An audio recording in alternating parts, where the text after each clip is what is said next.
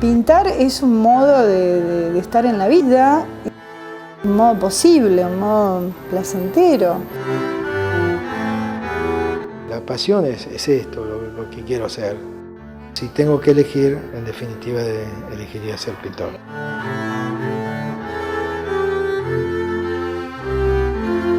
Es un rincón en el cual vos siempre volvés, ¿no? Como una religión, ¿no? Volvés siempre a ese lugar. Mis dibujos tienen que ver con la pintura, mi pintura tiene que ver con el dibujo. Como que el arte no tiene límite, ¿no? Es más una cuestión relacional. Es un camino muy relativo, digamos, depende mucho de la voluntad propia para que eso exista. O sea, existe algo si uno quiere que exista.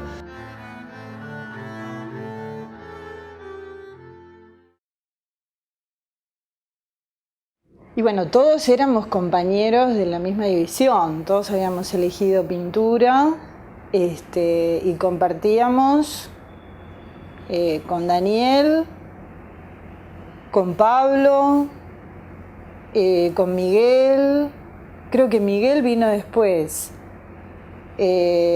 Roberto, 80, en ese momento también había... 79, año 79. Sí. Y bueno, salvo en el caso de Daniel Santoro, que habíamos sido compañeros en la Manuel Belgrano en segundo año, con el resto de los compañeros directamente en la Pueyrredón, que era el terciario, el instituto superior.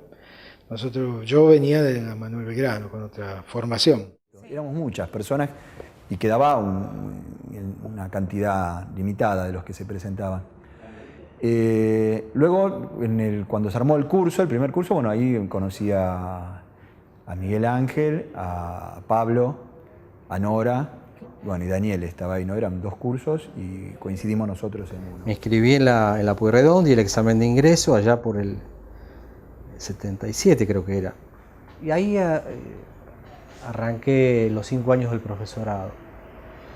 Bueno, a los que primero conocí fueron a Daniel y a Roberto, que compartíamos las mismas comisiones. Íbamos a la noche, después de trabajar todo el día, íbamos a la escuela ahí en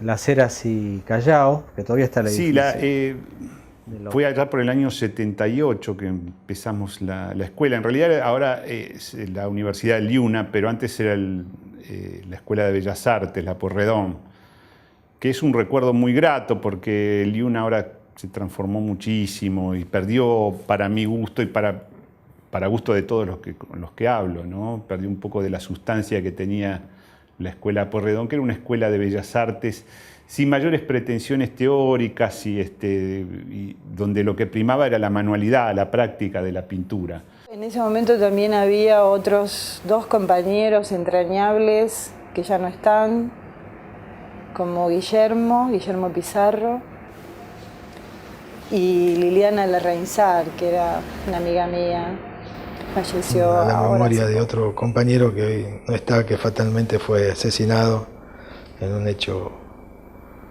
terrible,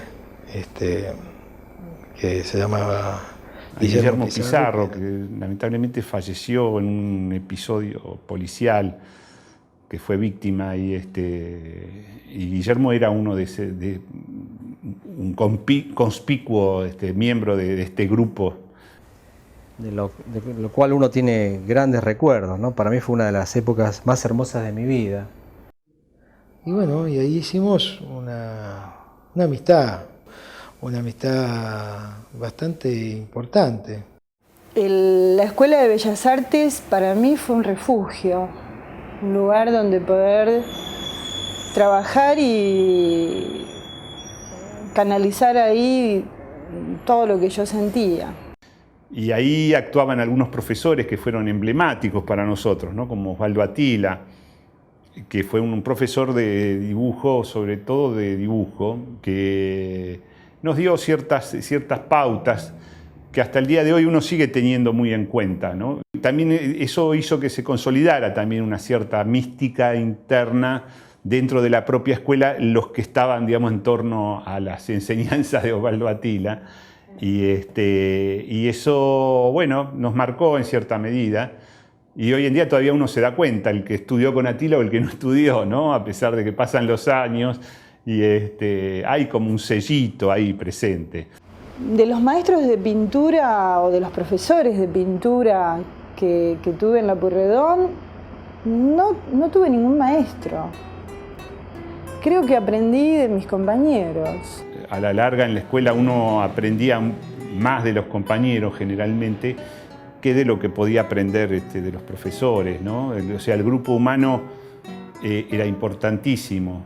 Nosotros compartimos hace muchos años un taller, un caserón, una casa muy vieja, que no sé si fue Daniel, que lo consiguió a un alquiler más o menos bastante acomodado por lo que era la casa, por lo grande que era. Igual se caía a pedazos todo, ¿no? Las paredes, todo, pero en la casa enfrente del zoológico. Recuerdo con cariño y como algo muy de nosotros, unos experimentos que hicimos hacíamos. Algunos intentos de fabricar colores, incluso llegamos a vender por ahí colores fabricados por nosotros.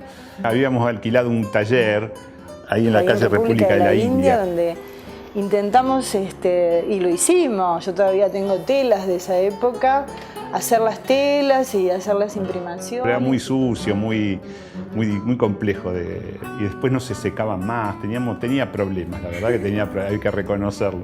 Salvo 2 o 3 tonos que daban bien, los demás no daban.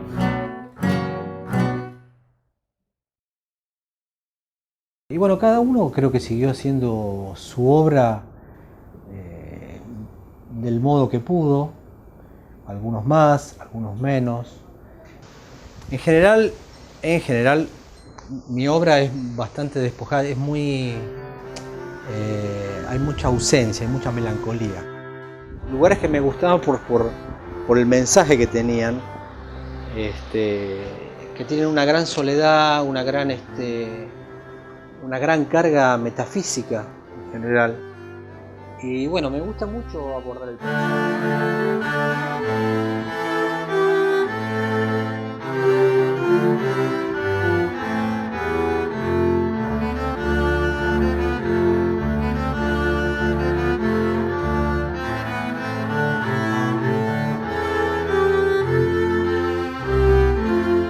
Se termina el círculo cuando el espectador lo ve. Después, cuando terminé la escuela, bueno, yo laburaba en otra cosa. Yo trabajaba en una oficina, era secretaria, ganaba bien, pero quería trabajar de lo que yo quería trabajar en ser docente, quería trabajar en el medio. Medio de golpe me alejé.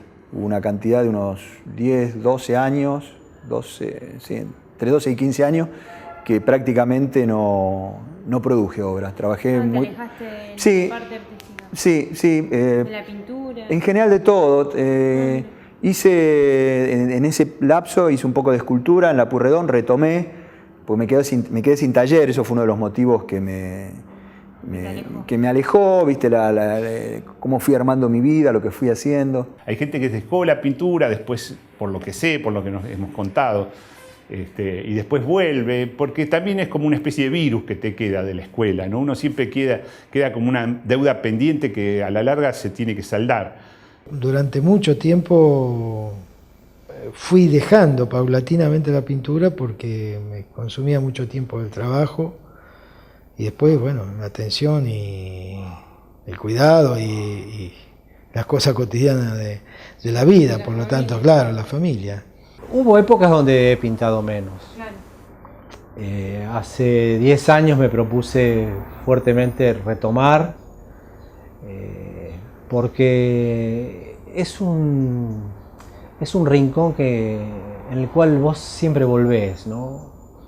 Es una suerte como una religión, ¿no? Sí. Volvés siempre a ese lugar. No, en los 90, mediados de los 90, entre principio y mediados de los 90, y empecé a trabajar tímidamente un poco, y de golpe me empezó a absorber y le empecé a dedicar mucho, claro, y ahora es como que hace unos 10 años que le dedico muchísimo tiempo, ya sea a producir obra o a interesarme en obras de otros artistas. Me encanta, es como, es mi entorno, es mi vida, ¿no? El ir a una bienal, el ir a las muestras, me gusta mucho, dar charlas, asistir a charlas. Ya incluso estando en la escuela yo empecé a trabajar en editoriales y traté de balancear mi vida como artista plástico incorporándola al mundo del diseño gráfico, que tiene puntos de mucha unión, hoy mucho más que antes. Antes no estaba muy bien visto que un pintor, que un dibujante fuese ilustrador, no era muy bien visto, ¿no? Hoy en día, por suerte, esas medianeras se han tirado abajo y lo que vale es la calidad con que hagas las cosas. Hay ilustradores que son espectaculares, que son artistas plásticos. Hice 3 años de arquitectura, me recibí de maestro mayor de obra en el secundario. Por otro lado, trabajé mucho en empresas constructoras y hacía perspectivas. Así que son mundos complementarios en el fondo. Y después, cuando empecé con la pintura, en realidad después entré en el Teatro Colón. Cuando terminé la escuela, después entré por un concurso al Teatro Colón y ahí estuve 12 años más o menos. Y también el trabajo de la escenografía fue un gran aporte, porque me dio la posibilidad de trabajar grandes formatos, o sea, formatos grandes de 500 metros cuadrados, hablamos de telones enormes, y trabajar con cepillos y con baldes, y eso te da una técnica que te sirve si vos sabés abordarla, y si no te desplaza demasiado, porque te agota mucho ese trabajo de la escenografía. Sucede mucho en la gente de escenografía que deja la pintura porque, digamos, queda absorbido por ese oficio de la escenografía. A mí no fue mi caso, yo siempre mantuve distancia del trabajo escenográfico en sí, y aprendí mucho ahí adentro, aprendí mucho a trabajar, a tomar distancia del trabajo, a ver masivamente el trabajo, a perder ideas, a perder digamos, de poner la mirada demasiado en el detalle y ver el trabajo en su conjunto. Eso es la mirada escenográfica, ¿no? La mirada a 30 metros, a 40 metros de la obra. Siempre tuve taller. Me acuerdo del primer taller que tuve, lo tuve en la calle Tacuarí con Liliana Larrainzar. Después tuve otro taller en la calle Quito. Y después tuve un taller donde vivía, que era un conventillo, que es lo que es ahora el Súter. Antes eso era el paracultural. Siempre estuve en política, fundamentalmente. Después en el gremio, cuando ya estuve en La Pueyrredón, hubo unos compañeros que me llevaron a una organización sindical. Siempre he participado, claro. Siempre he participado. De muy joven no, ya era bastante maduro cuando empecé a participar. Ya estaba casado, tenía unos 24 años y empecé ahí ya. Creo que fue con un montón de cosas que me pasaron en la vida que me hicieron, me demostraron que tenía que estar en lugares importantes. En la búsqueda de temas, un día me voy al hipódromo, porque digo, voy a sacar notas, pensé en caballos, voy a sacar notas de caballos, ¿no?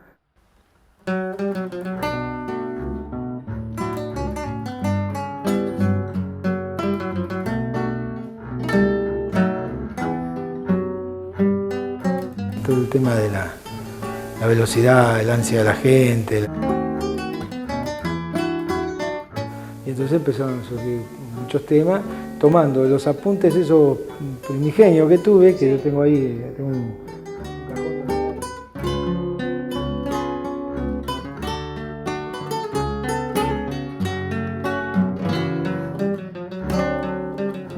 Ha venido compañeros que han visto la página y les ha gustado en general, no me han dicho del trabajo, sino de la factura, del color. El primero que es muy difícil hacer color.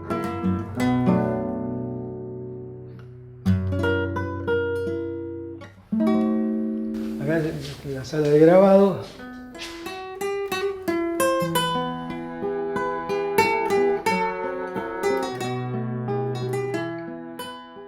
Cuando retomé un poco del lado del dibujo muté rápidamente hacia el grabado, que en realidad se lo incorporé, hacía las dos cosas. Trabajaba mucho con grabados grandes, de 1,5 metros, 2 metros, sobre tela. Y después, poco a poco, me fui metiendo más en la pintura. Siempre hacía paralelamente un poco de fotografía. Y nada, los últimos años más prácticamente la pintura. Y fotografía y algo video de hace unos 2 o 3 años. Como que siempre hay algo nuevo, ¿no? Como sí, que algo que me va... cosas que te van gustando. Sí, me va interesando. A veces lo que quiero hacer excede el material que estoy utilizando. A veces se requiere, no sé, hacer una instalación, ¿viste? Armar. De hecho, he hecho algunas, he presentado en algunos proyectos para instalación. Nada, me parece que como que el arte no tiene límite, ¿no? Hasta es más una cuestión relacional. Es como tener una esposa y un amante, ¿no? La pintura y el trabajo, ¿no?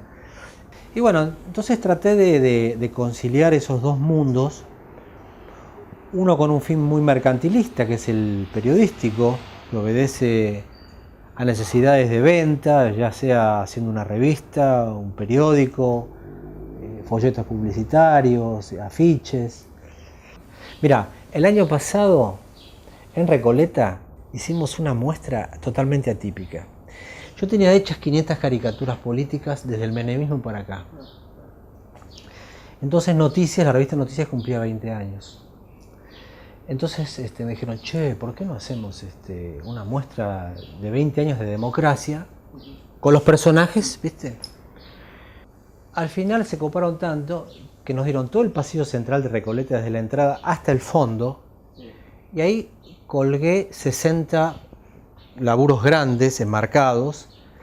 Bueno, fue una repercusión increíble. A ver, ojo que, sin desmerecer a los caricaturistas en general, yo no hago una caricatura, o sea, es muy profundo lo que hago yo, o sea, morfológicamente, psicológicamente, hay mucha opinión dibujada, y, o sea, hay mucha malicia, a veces hay una cosa, no es un cómic. No, tengo una línea, ¿no? Vos podés ser un gran músico de grabación de jingles, por ejemplo, publicitarios, y ser un gran músico de jazz también, o sea, hay...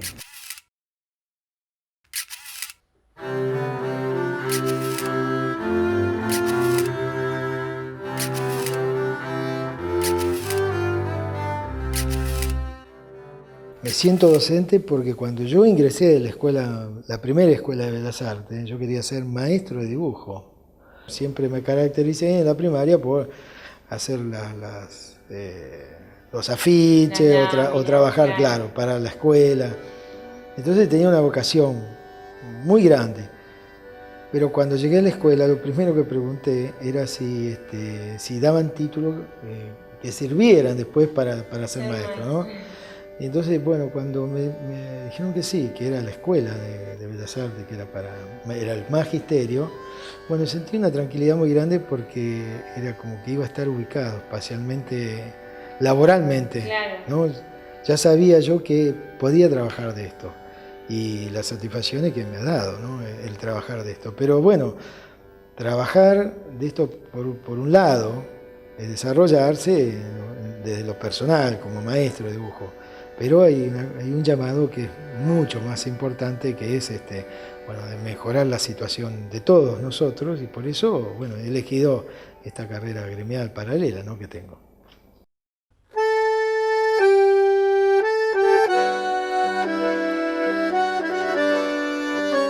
Siempre estoy, viste, yendo por los bares, leyendo, y me parece que de todos lados se puede sacar alguna aportación para construir una especie de mirada propia. Y la escenografía fue un punto muy importante en ese momento. Y después, bueno, me fui del Teatro Colón porque empecé a, digamos, tuve la opción de poder irme en un retiro voluntario y bueno, en realidad no vivía de la pintura, pero lo que hacía eran mapas de la ciudad para turismo. Y entonces hacía que todavía vivo en realidad de eso, de unas guías de turismo dibujadas por mí, a partir del tema de la arquitectura, ¿no? Y entonces eso me daba la posibilidad de no tener que vivir de la pintura, que es otro de los detalles, que no es menor. Muchos buscan vivir de la pintura y eso es un error para mí, porque es una trampa, porque uno después queda preso de las necesidades digamos, preso del deseo del otro, en realidad.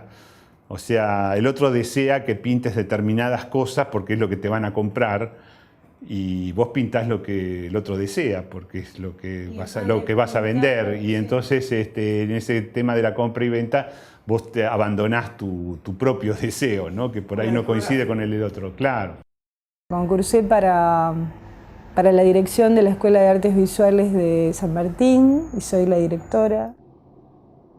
Y antes de eso concursé para ser supervisora en La Matanza, que es el cargo que tengo. Soy supervisora del área artística en La Matanza. En realidad el proyecto del mural es una propuesta del gobierno de la ciudad para una cantidad de artistas para adquirir murales en determinados edificios públicos, escuelas, hospitales.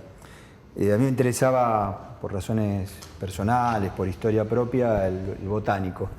Y dentro del botánico está la escuela del botánico, que es la escuela Hicken, que reúne una cantidad de características interesantes, como ser la primera escuela secundaria de la ciudad de Buenos Aires, la primera escuela municipal. Y bueno, charlando con las autoridades, bueno, estuvimos viendo el lugar donde se iba a montar y nos decidimos por un friso a la entrada, al costado.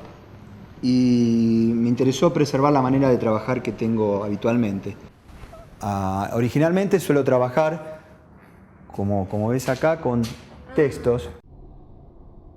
Acá están también los textos, que son estos, que en este caso en particular desarrolla un poco la historia de la escuela. ¿Por qué se hizo? ¿Cuándo se hizo? Pinto del reverso, están pintados del reverso, en la tela están escritos al revés.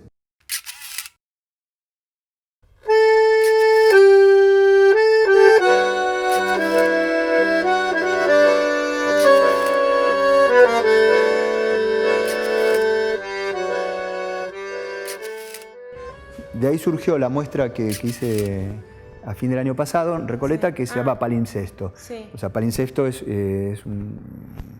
el anterior al papiro, donde son documentos que se volvía a reutilizar el material donde se hacía, que era cuero, de hecho. El título de palimpsesto surgió, fue una muestra que hubo que armarla en muy poco tiempo, fueron unos 40 días que apareció esa sala, que es preciosa, y me junté con un amigo curador, con Maxi Jacobi, y de ahí surgió el tema de no generar una obra diferente, con un eje diferente, sino articular la obra que existía a través del título de palimpsesto, de la manera de trabajarlo. En general al público común le resultaba interesante, había algunos que no entendían nada, y al público que era del palo le parecía muy copado, porque le permitía entrar de diferentes maneras. Sí. No era una cosa hecha, digerida ya. Claro. Tenía como un grado de dificultad que decía, uy, esto, mirá, desmistificaba cosas, ¿no? El tema de cómo llegás, cómo trabajás tal... Sí. Con este tema del peronismo empecé hace unos 11, 12 años atrás a trabajar a partir del tema de la militancia política, que yo había tenido más en la juventud, y bueno, y eso siguió en mi cabeza y empezó a producir imágenes que empecé a volcar, y cuando empecé con eso, la galerista con la cual iba a hacer una muestra se ofendió porque yo pintaba Perón, Evita, y me le parecía absurdo, loco, y entonces yo hice la muestra igual, y esa fue una de las cuestiones, ¿viste? Que me pareció pertinente, y entonces la muestra la hice en Recoleta. Y bueno, ahí tuvo un gran éxito, incluso internacional y en revistas de arte. Y eso, entonces ahí sí te aceptan porque parece como que viene... Sí, sos exitoso. Claro, tenés pero si no, no había manera. Ninguno iba a mostrar un cuadro de Perón o de Evita. A pesar del contexto con que yo lo hacía, que no era una celebración ni nada que se le parezca, sino al contrario, siempre está dentro del territorio de la reflexión. Pero no estaba homologado eso, no era arte político, no se sabía qué carajo era, eso es lo que pasaba, ¿no? Entonces, y hoy en día es algo, ¿viste? No se sabe bien, el arte político lo mira con cierta displicencia o con cierto, digamos, distancia, porque les parece que no tiene los signos, los guiños que debería tener el arte político, que siempre es de izquierda. O sea, es muy difícil homologar una imagen de izquierda si no hay un tipo con un puño levantado, ¿viste? Porque entonces, ¿qué carajo es? Y bueno, y eso es el peronismo, no se sabe qué carajo es.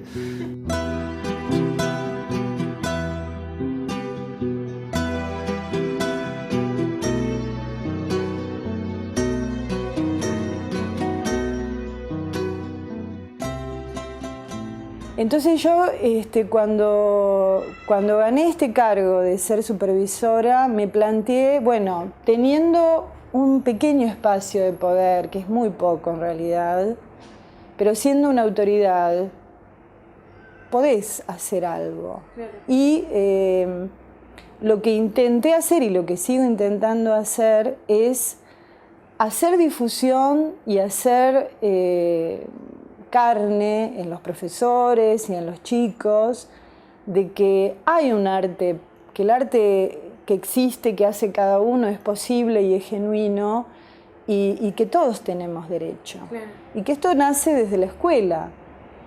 Es decir, el primer contacto que tienen los chicos con la cosa artística es a través de sus profesores. Por eso ese trabajo tiene que ser bueno, tiene que ser una buena experiencia. Pero bueno, uno tiene que tratar de no traicionarse, imponerse, no es fácil. Eso te lo da en el ámbito del trabajo, te lo da los años y la experiencia y todo el background que tenés vos atrás de todo lo que hiciste, ¿no? O sea, los que nos equivocamos somos los que hacemos cosas. Bueno, la vocación que tiene que ver con el gremio la tuve siempre, pero fue paralela a la pasión. La pasión es esto, lo que quiero hacer, digamos, ¿no? Lo otro es como un deber que tengo, un llamado que lo tengo que hacer también. Pero, digamos, si tengo que elegir, en definitiva elegiría ser pintor.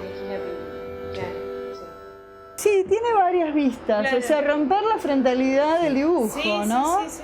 Entonces, armé así como una secuencia que además tiene primero los trabajos son más luminosos.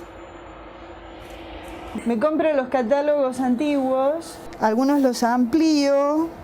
Bueno, estas son otras cosas que también son catálogos de la década del 60, ¿ves? Bueno, eso es lo que estoy haciendo ahora. ¿Ves? Acá hice una transformación también.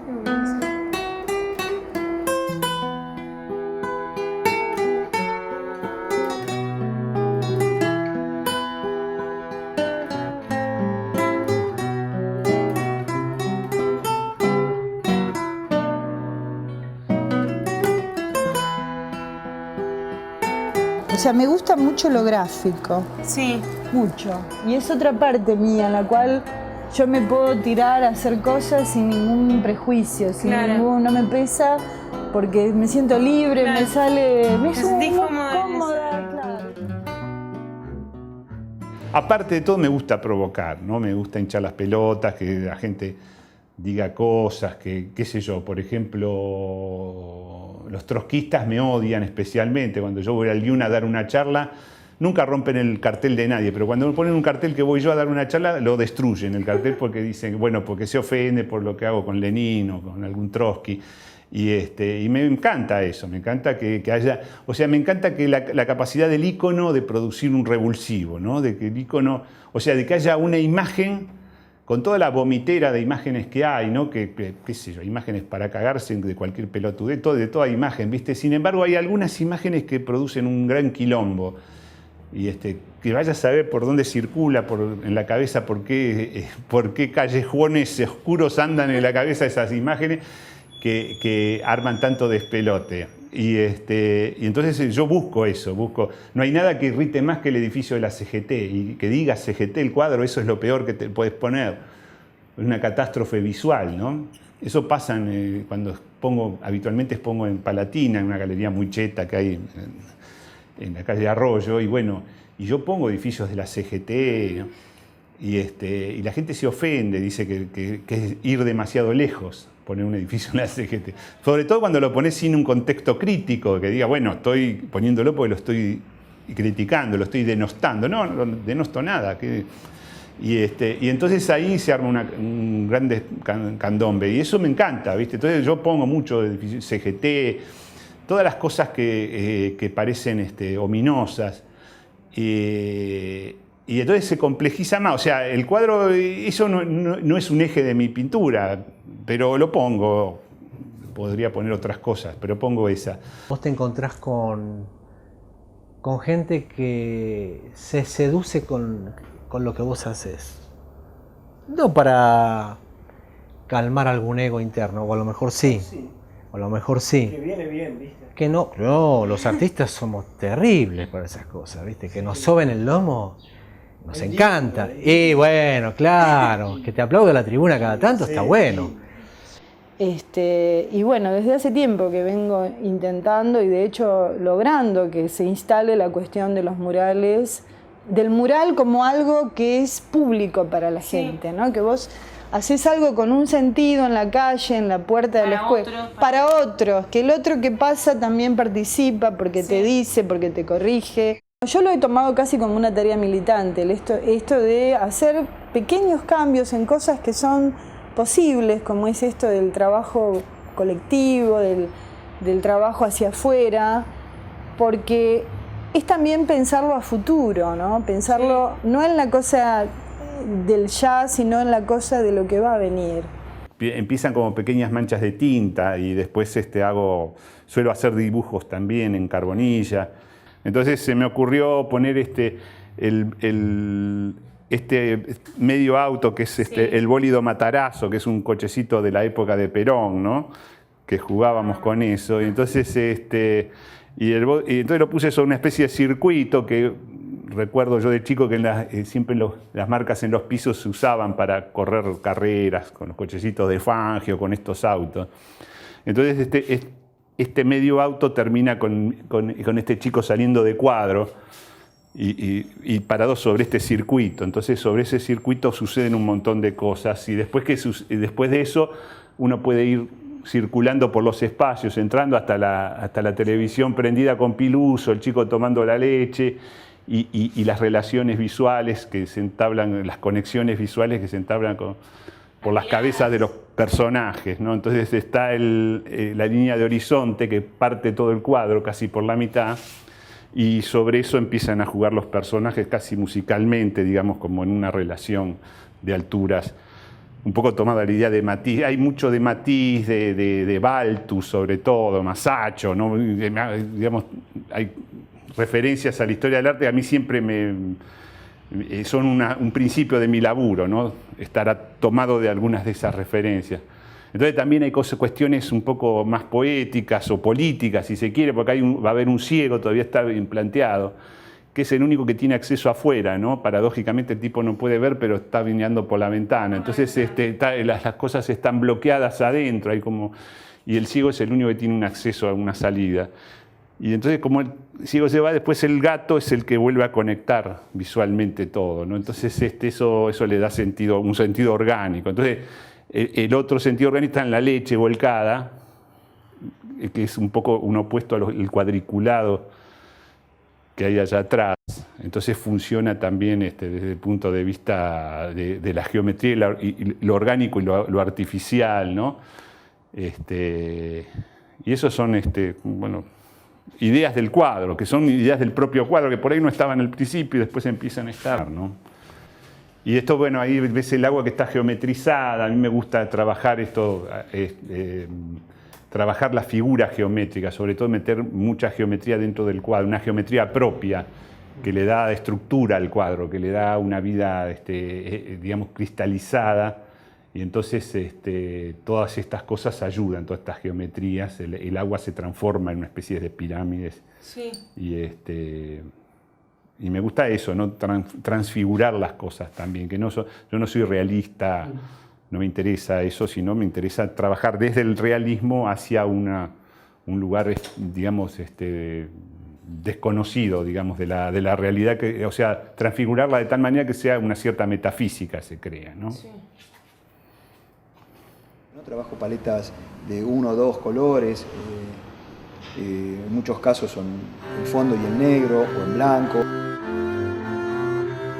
Nada, me pareció interesante seguir conservando eso, como no agotar visualmente con todo el agregado que va a tener externo. O sea, Claro. va a trabajar, el lugar en realidad es una obra que es un site específico, si querés, va a ser para un lugar.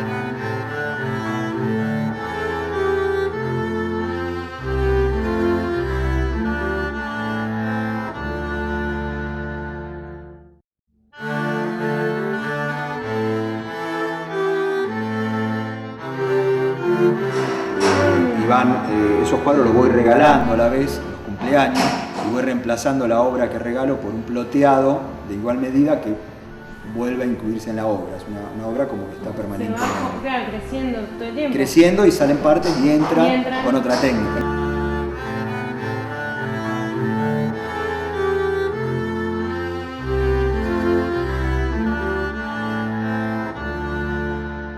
Y la muestra se llama Migrantes. Bueno, eso en particular está sacado de la cara de mi mamá y mi hija. Y nada, bueno, ahí es un grupo de inmigrantes judíos, ese lo agregué.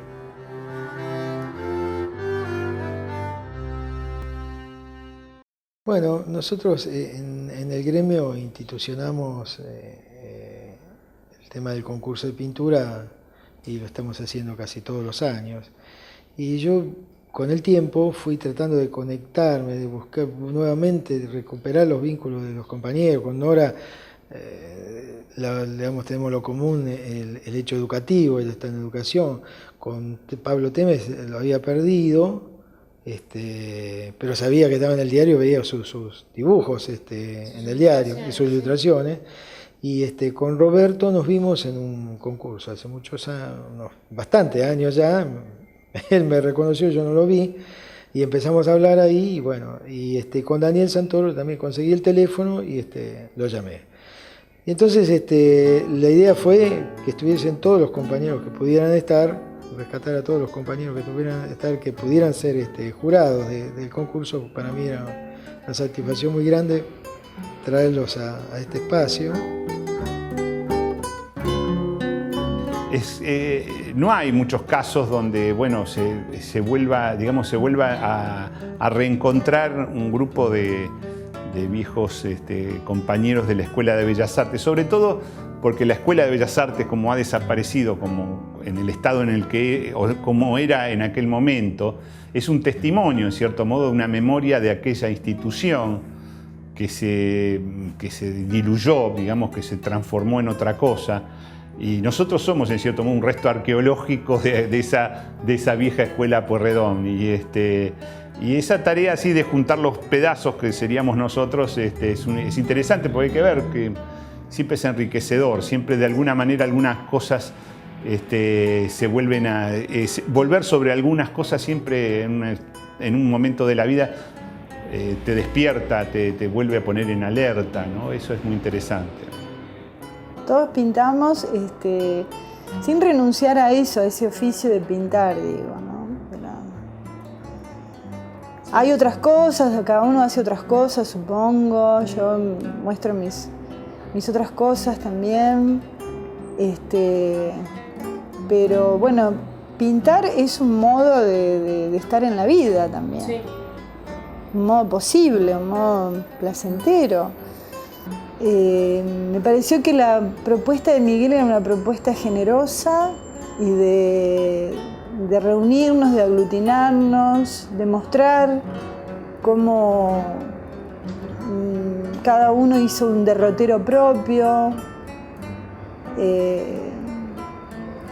Tal vez se pueda mostrar esto, ¿no? En la Pueyrredón era La verdad que no, que era un un examen teórico. Una entrevista. Una absoluta. ¿Qué películas miraba? ¿Qué cultura?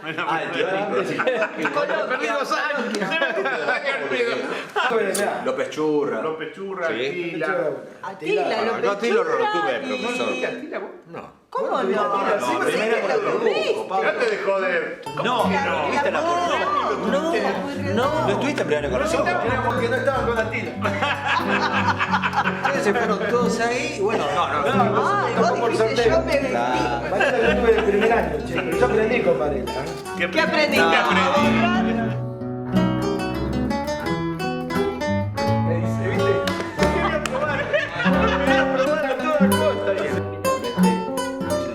después de laburar todo el día, estar ahí hasta las 12 de la noche, bueno, vos sabés, era duro. No sé cómo tenés 20 y pico de años.